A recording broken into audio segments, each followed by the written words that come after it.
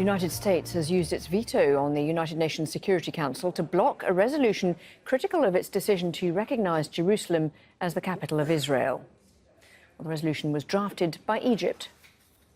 The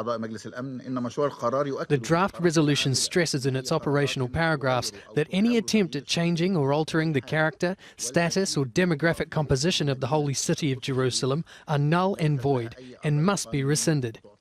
We have to object to such attempts in line with relevant Security Council resolutions. The draft resolution calls upon all countries not to establish diplomatic missions in the holy city of Jerusalem.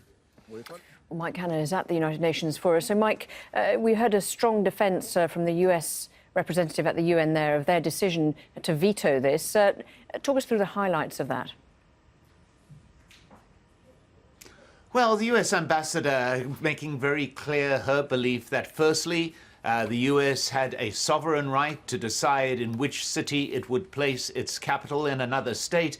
She argued, too, though, that the UN was consistently guilty of bias against Israel, stating that the United States was recognizing the reality on the ground by recognizing Jerusalem as the capital of the state of Israel.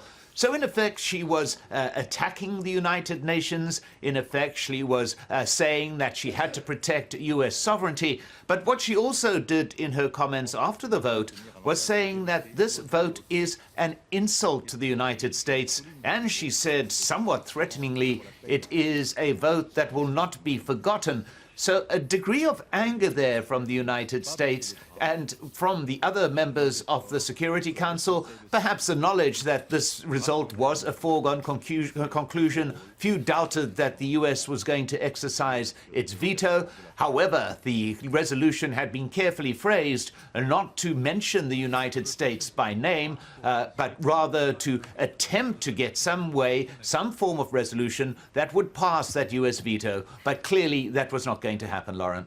Mike, just stay there for a minute. We'll just have a quick listen back to what Nikki Haley had to say. This is the first time I have exercised the American right to veto a resolution in the Security Council. The exercise of the veto is not something the United States does often. We have not done it in more than 6 years. We do it with no joy, but we do it with no reluctance. The fact that this veto is being done in defense of American sovereignty and in defense of America's role in the Middle East peace process is not a source of embarrassment for us. It should be an embarrassment to the remainder of the Security Council.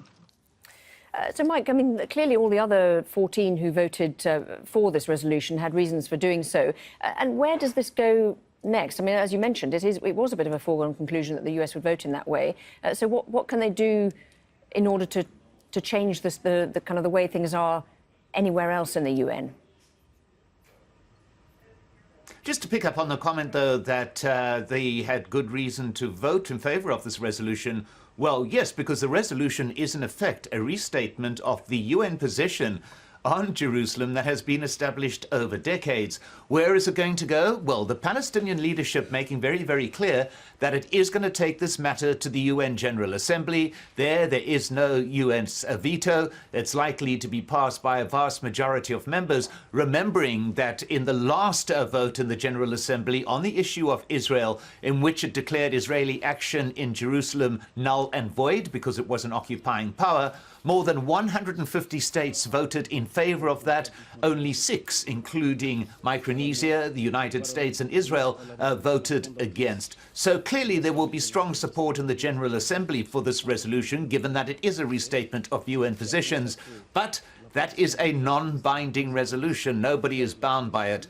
The purpose of the Palestinians taking it to the General Assembly to further highlight what is clearly increasing international isolation of the United States. In the meantime, though, the United States were still saying that they were still committed to peace in the Middle East and would work on that. What about some of the other players who might want to have an effect in the region? Do you think we might see others stepping into the role of broker there? Well, on that matter of the United States, some perhaps still clutching at straws. We've heard from both the French ambassador and the UK ambassador after effectively condemning the Trump administration decision, also saying that now is the time for the US to push forward its much talked about peace plan. So they are attempting to say, okay, well, you can still be an honest broker in this peace process, despite the position you have taken on Jerusalem. Now, this is all very well, but the Palestinian leadership has made clear that it will not talk to any US members because of its decision on Jerusalem, what is seen as a prejudgment of the final status situation there. But there have been other parties over the years who've been involved. You've had Russia most recently, you've had the European Union, you've had the French attempting to get some traction on a peace process.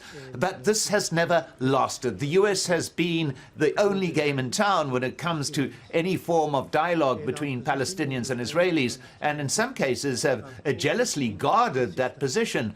Now, we've heard from President Trump the insistence that he thinks that a deal is possible, the ultimate deal, as President Trump would put it.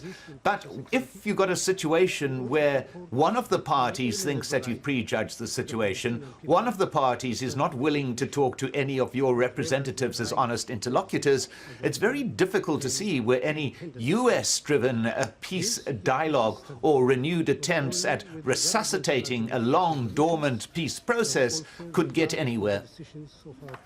Mike Hanna, thank you very much indeed. With regard to the recently